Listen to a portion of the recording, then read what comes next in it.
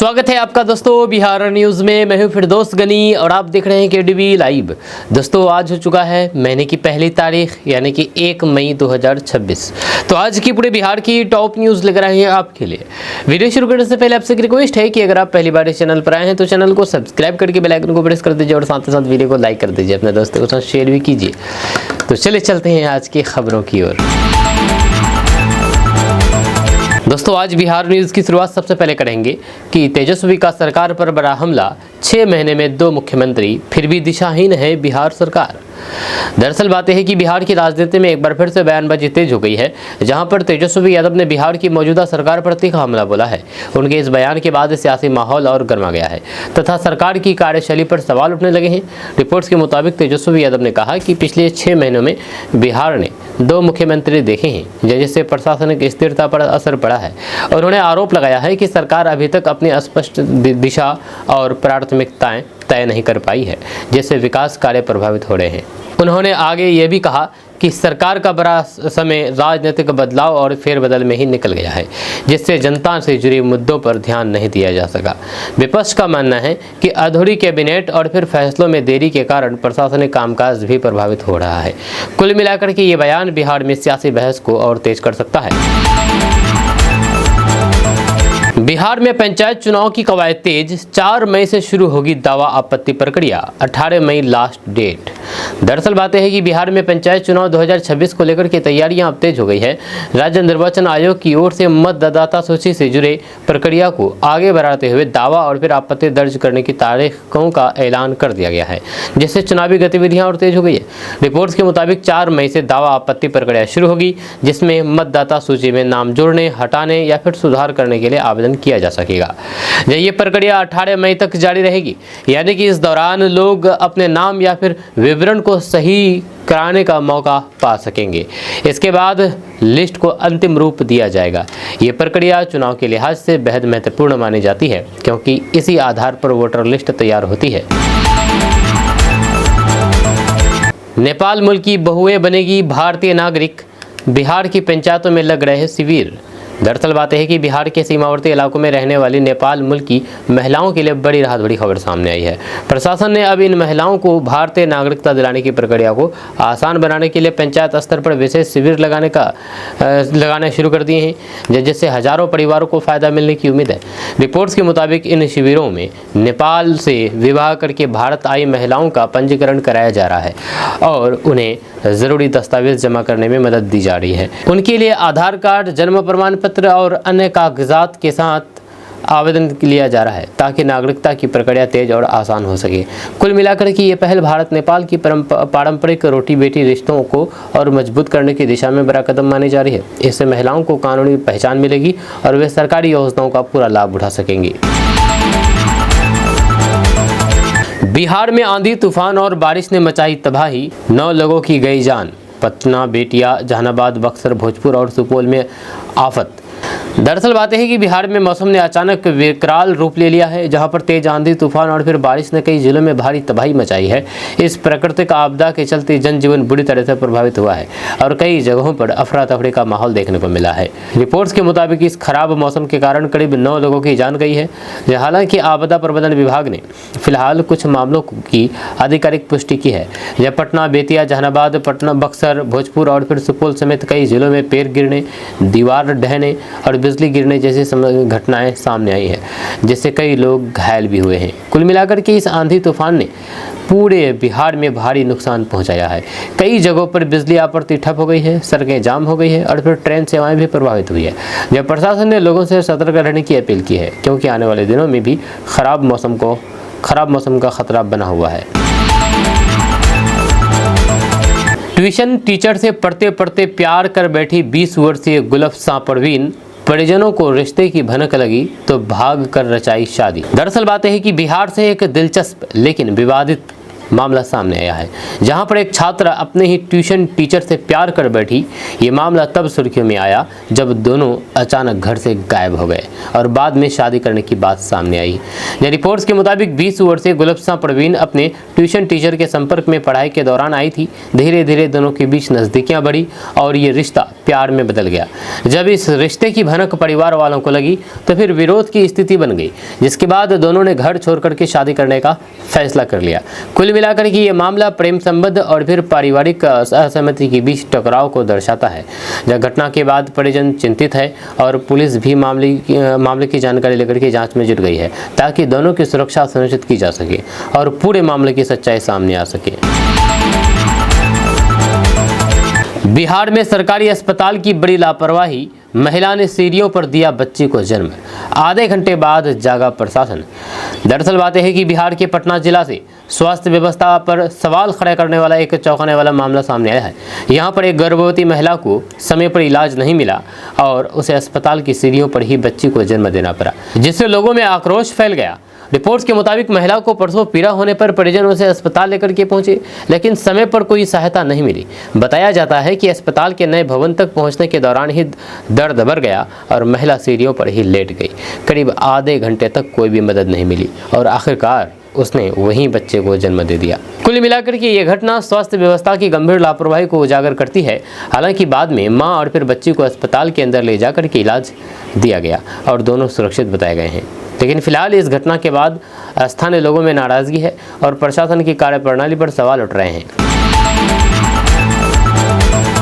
बिहार में राजस्व अधिकारियों की हड़ताल खत्म, 55 दिनों बाद काम पर लौटेंगे सीईओ, सम्राट सरकार से बन गई बात। दरअसल बातें है कि बिहार में लंबे समय से चल रही राजस्व अधिकारियों की हड़ताल अब खत्म हो गई है, जैसे आम लोगों को बड़ी राहत मिली है। करीब 2 महीने से जारी इस आंदोलन के कारण जमीन और फिर प्रशासन से जुड़े कई काम ठप पड़े थे, जिससे लोगों को काफ़ी परेशानी का सामना करना पड़ा था। जहाँ पर रिपोर्ट्स के मुताबिक अंचल अधिकारी यानी कि सीईओ और राजस्व पदाधिकारी अपनी मांगों को लेकर के 9 मार्च से हड़ताल पर थे। अब सम्राट चौधरी की सरकार के साथ बातचीत के बाद सहमति बन गई है और सभी अधिकारी 4 मई से अपने काम पर लौटेंगे। यह सरकार ने उनकी मांगों पर विचार करने का आश्वासन दिया है, जिसके बाद महासंघ ने हड़ताल खत्म करने का ऐलान किया है।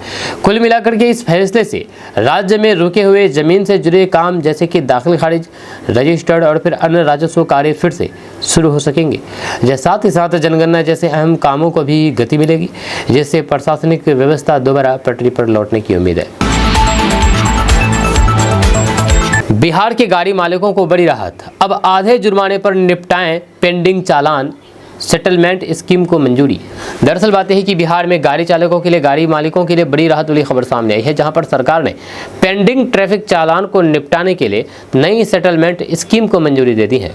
इस फैसले के बाद हजारों लोगों को पुराने चालान के बोझ से राहत मिलने की उम्मीद जताई जा रही है। रिपोर्ट्स के मुताबिक इस योजना के तहत लोग अपने लंबित चालानों को कम जुर्माने देकर के निपटा सकेंगे। ये स्कीम खासतौर पर उन चालानों पर लागू होगी जो लंबे समय से पेंडिंग है और इन्हें लोक अदालत के जरिए भी सुलझाया जा सकता है। कुल मिलाकर के इस पहल का मकसद लोगों पर आर्थिक बोझ कम करना और लंबे समय से लंबित चालानों का निपटारा करना है। इससे एक तरफ लोगों को राहत मिलेगी तो दूसरी तरफ सरकार को भी पुराने मामलों को खत्म करने में मदद मिलेगी और ट्रैफिक नियमों के पालन को बढ़ावा मिलेगा। सीएम सम्राट चौधरी ने पुलिस को दी खुली छूट, डीएम, एसपी और डीजीपी संघ की बैठक। दरअसल बातें है कि बिहार के मुख्यमंत्री सम्राट चौधरी ने बिहार में कानून व्यवस्था को मजबूत करने के लिए बड़ा सख्त रुख अपनाते हुए डीएम, एसपी और डीजीपी के साथ उच्च स्तरीय बैठक की है। इस दौरान उन्होंने साफ कहा कि अपराध के खिलाफ अब किसी भी तरह की ढिलाई बर्दाश्त नहीं की जाएगी और पुलिस को पूरी तरह से खुली छूट दे दी गई है। इस फैसले के बाद प्रशासनिक स्तर पर हलचल तेज हो गई है। जब बैठक में सीएम ने अधिकारियों को निर्देश दिया है कि हर जिले में अपराधियों पर तुरंत और कड़ी कार्रवाई की जाए। उन्होंने ये भी कहा कि पीड़ितों को जल्द न्याय मिलना चाहिए और मामलों की जांच में देरी नहीं होनी चाहिए। इसके साथ ही उन्होंने पुलिस से कहा कि कानून व्यवस्था सुधारने के लिए तेज और प्रभावी कदम उठाए जाएं ताकि जनता में भरोसा बना रहे। कुल मिलाकर के सीएम सम्राट चौधरी का ये सख्त संदेश बिहार में अपराध नियंत्रण को लेकर के सरकार की गंभीरता को दिखाता है। जिस सरकार का लक्ष्य है कि बिहार में सुरक्षा व्यवस्था को और मजबूत किया जाए और आम जनता को सुरक्षित माहौल मिले। आम के बाग में इंस्टाग्राम प्रेमी संग पकड़ी गई 2 बच्चों की मां, ग्रामीणों ने पिटाई करके जबरन कराई मंदिर में शादी।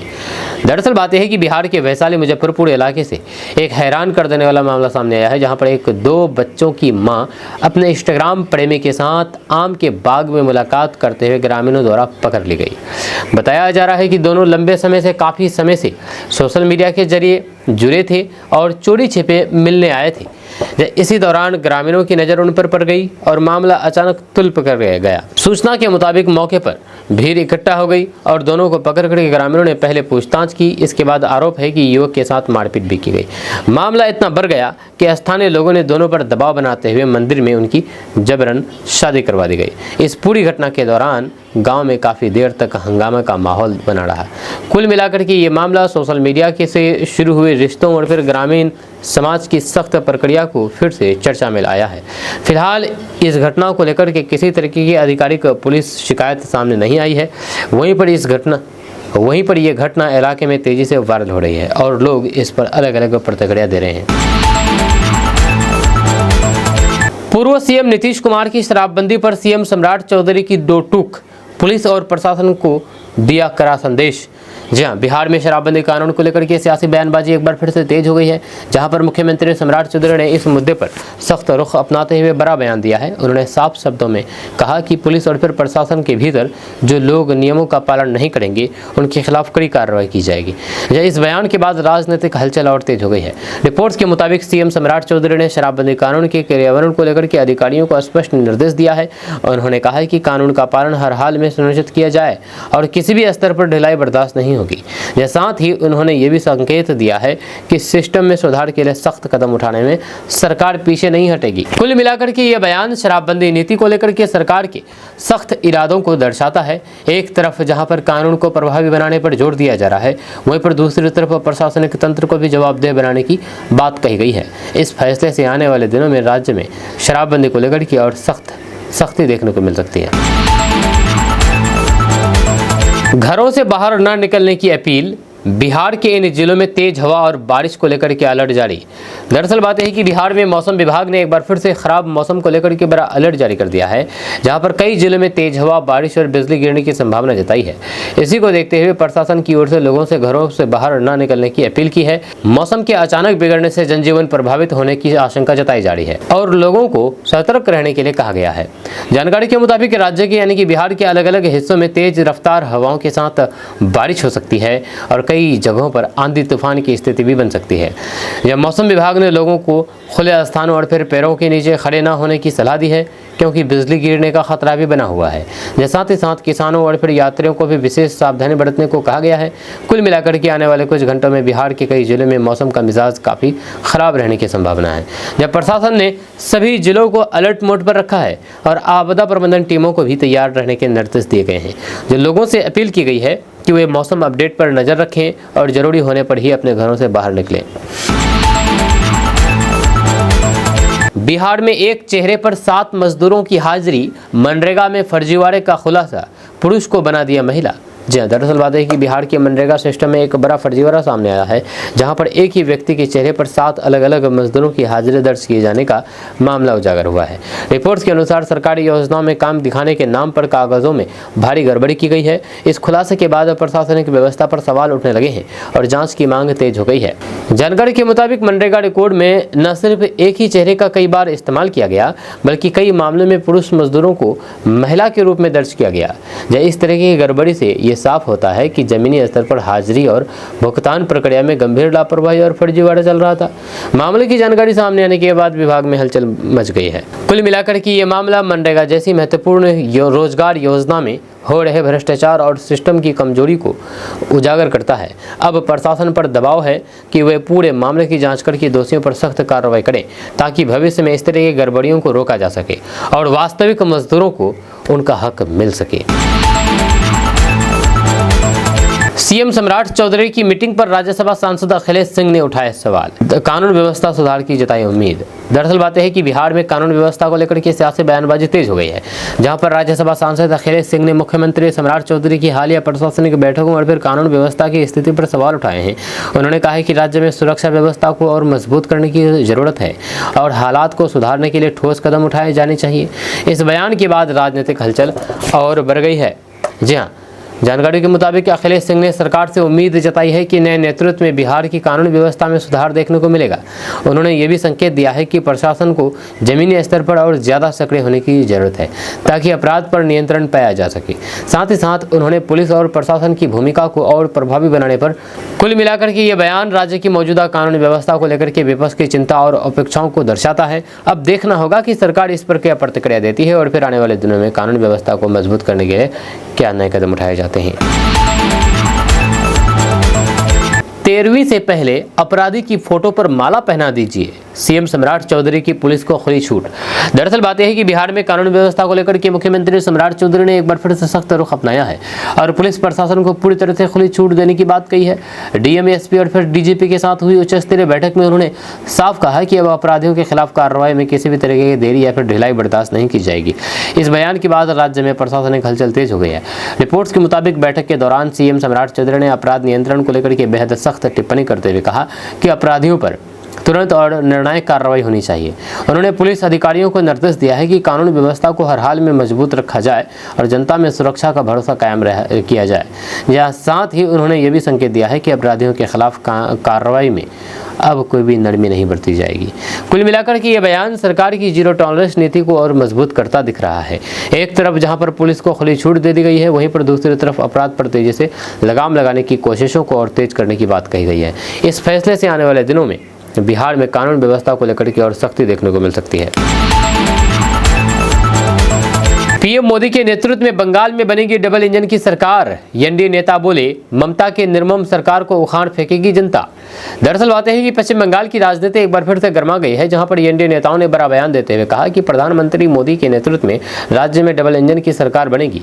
नेताओं ने दावा किया है कि जनता मौजूदा ममता बनर्जी सरकार से नाराज है और आने वाले चुनाव में बदलाव तय है। इस बयान के बाद राजनीतिक माहौल और ज्यादा तेज हो गया है।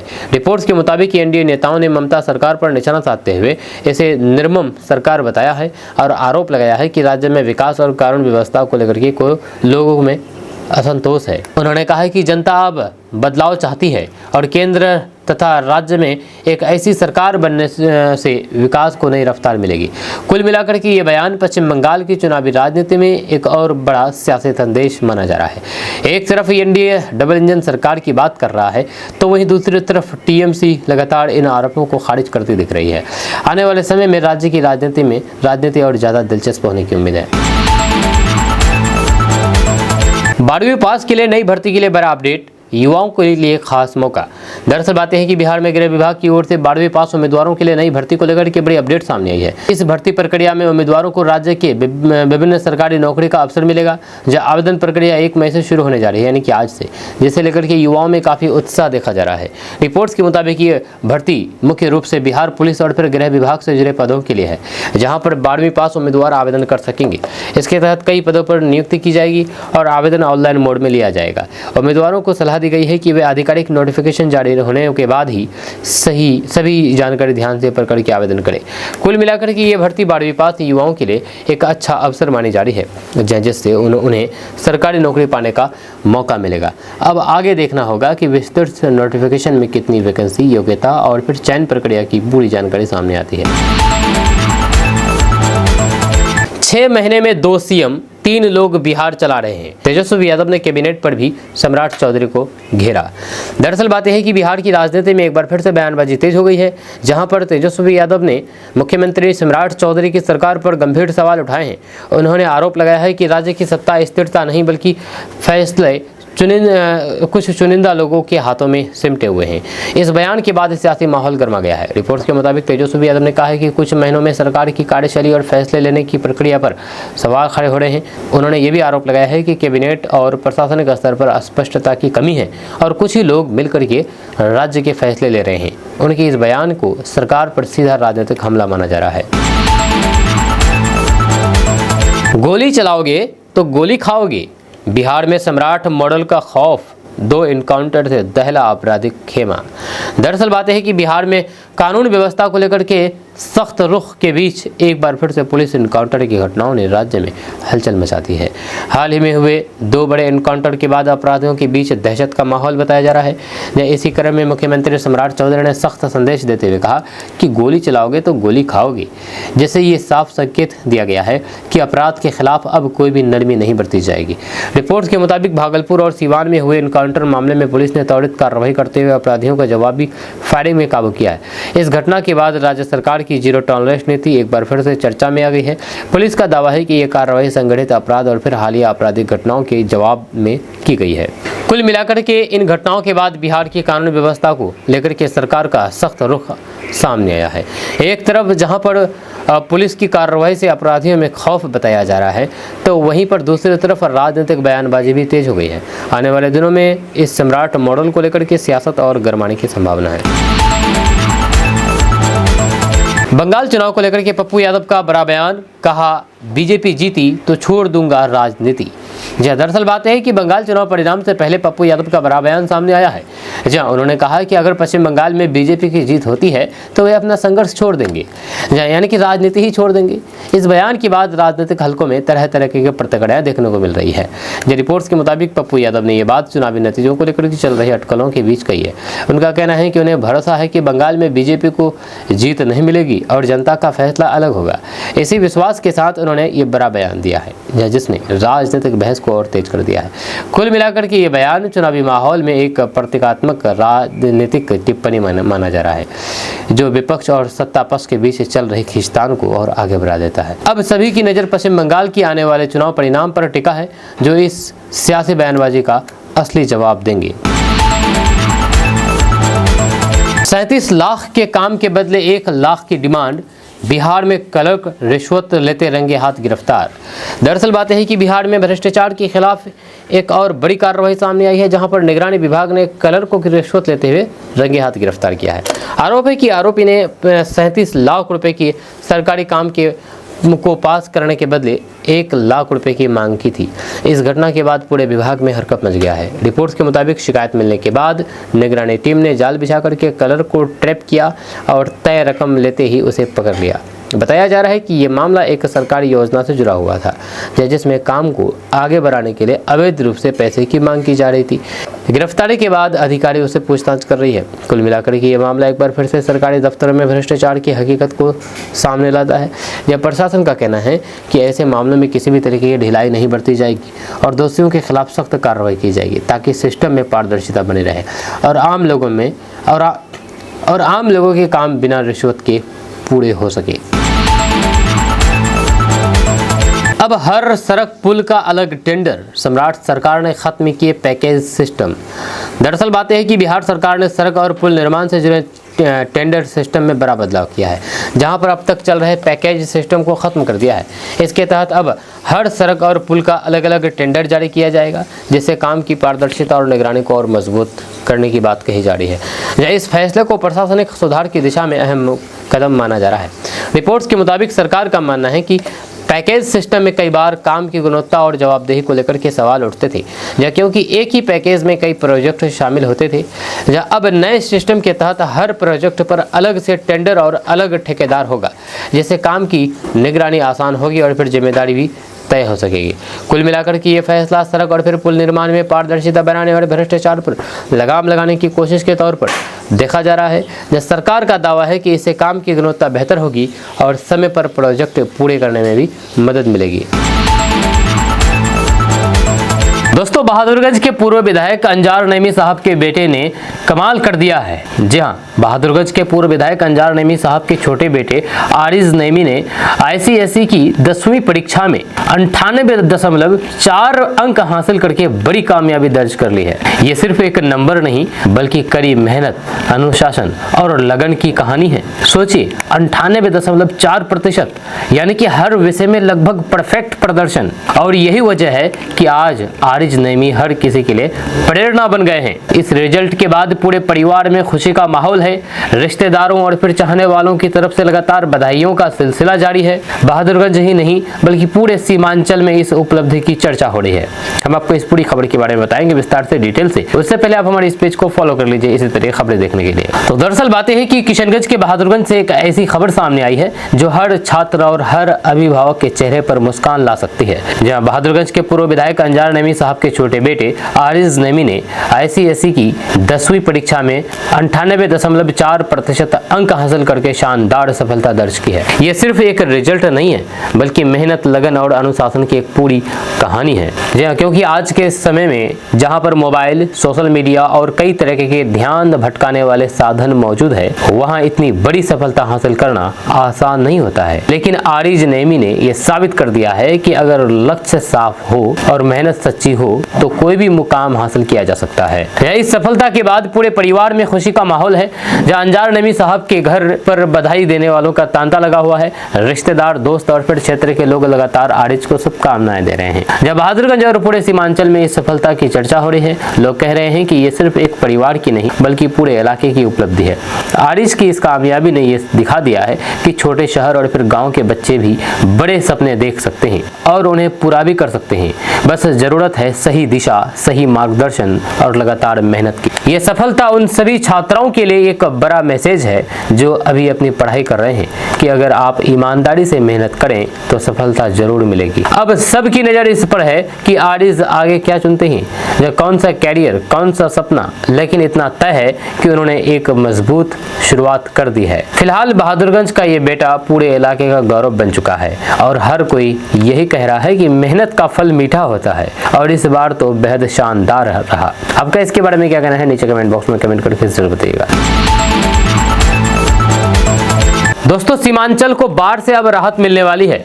अब किशनगंज सहित सीमांचल वासियों को बाढ़ परेशान नहीं करने वाली है, क्योंकि बिहार सरकार ने नेपाल सरकार से मिलकर के एक बहुत बड़ा कदम उठाया है। किशनगंज और पूरे सीमांचल के लोगों के लिए हर साल बाढ़ सबसे बड़ी समस्या बनकर के सामने आती है। नेपाल से आने वाली नदियां यहाँ पर तबाही मचाती है, जिससे हजारों परिवार प्रभावित होते हैं।